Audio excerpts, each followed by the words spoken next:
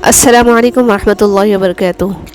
حرام تعلق کبھی حلال نہیں بنتے، خواہ آپ کے چاہنے والے آپ کو سحری اور فجر کی نماز کے لیے ہی کیوں نہ اٹھاتے ہوں۔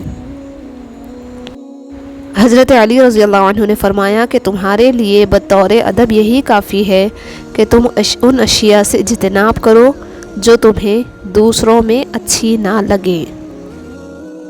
درود پاک اتنی تیزی سے انسان کے گناہوں کو مٹاتا ہے کہ اتنی تیزی سے پانی بھی آگ کو نہیں بجھاتا، اور جن کو تم اللہ کے سوا پکارتے ہو وہ تو کھجور کی گھٹلی کے چھلکے کے بھی مالک نہیں۔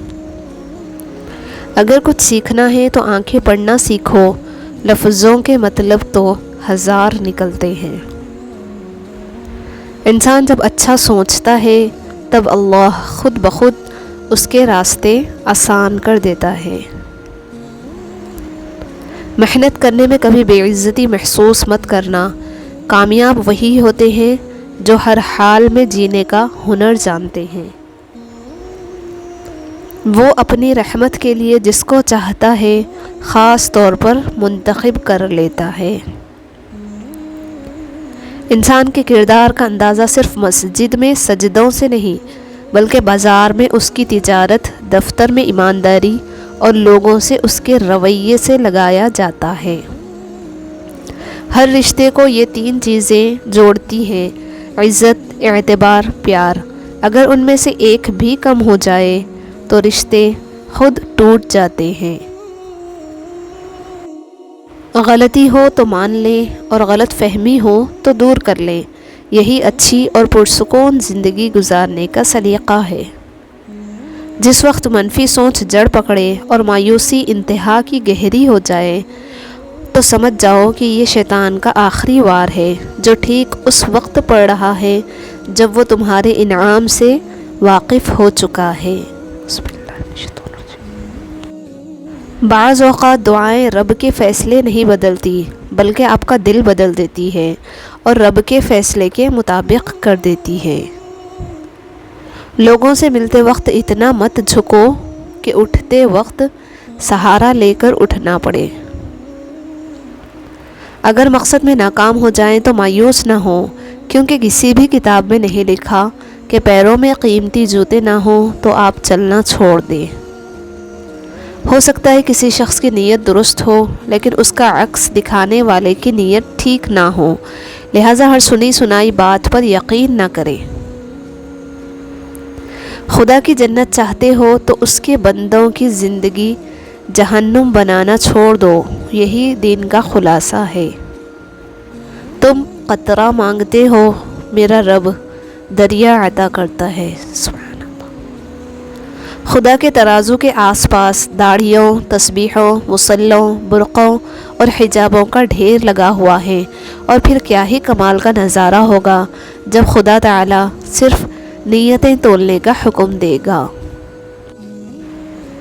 جب اللہ پر بھروسہ کر لیا تو پھر کیا سوچنا کہ کیا قسمت میں ہے اور کیا نہیں۔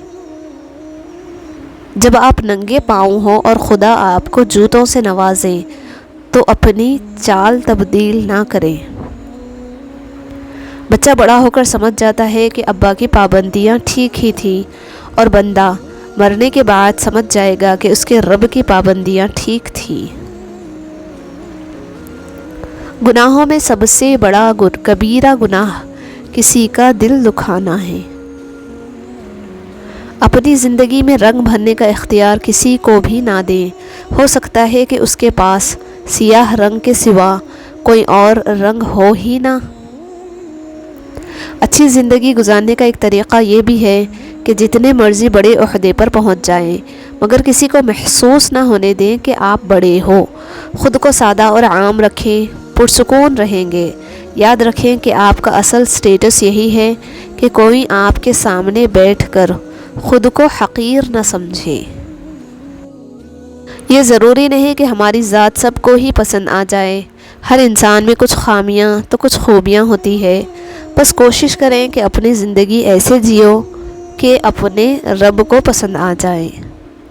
کتنے بیوقوف ہیں وہ لوگ جن کے والدین زندہ ہیں اور وہ اپنے والدین کی خدمت کر کے دعا نہیں لیتے اور دوسروں سے کہتے ہیں کہ میرے لیے دعا کرنا۔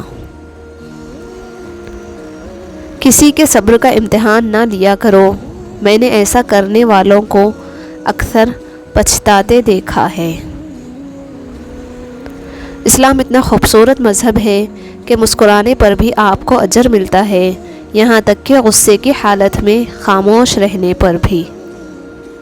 جدید دور کے لوگ اپنے موبائل میں ہی قید ہیں، ماحول کی خوبصورتی اور دیگر ذمہ داریوں سے غافل ہیں، اسی لیے تو اس کا نام سیل فون رکھا گیا ہے۔ جس کی جیسی نیت وہ ویسی کہانی رکھتا ہے، کوئی پرندوں کے لیے بندوق تو کوئی پانی رکھتا ہے۔ اونچائی حاصل کرنا چاہتے ہو تو باز بنو، دھوکے باز نہیں۔ کثرت سے استغفار کرنا۔ رسول اللہ صلی اللہ علیہ وسلم نے فرمایا کہ میرے دل پر غبار سا چھا جاتا ہے تو میں اس کیفیت کے ازالے کے لیے ایک دن میں 100 بار اللہ سے استغفار کرتا ہوں۔ جو شخص جھوٹ بولنے میں جتنا ماہر ہوتا ہے وہ دوسروں کا جھوٹ پکڑنے میں بھی اتنا ہی ماہر ہوتا ہے۔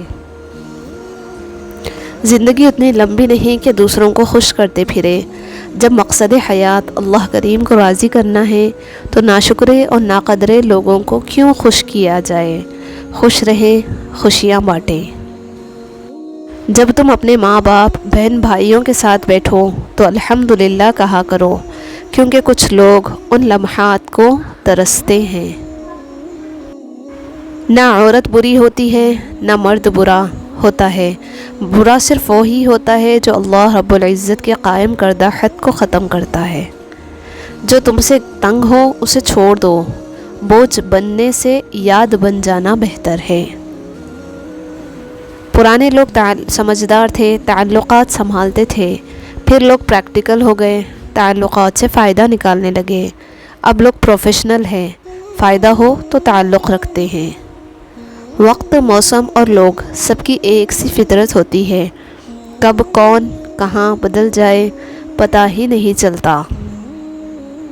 کچھ لوگ ہمارا ساتھ کبھی نہیں چھوڑتے، چاہے ہم ان سے بات کریں یا نہ کریں، انہیں ہمیشہ ہماری فکر رہتی ہے، اور وہی لوگ سب سے خاص ہوتے ہیں۔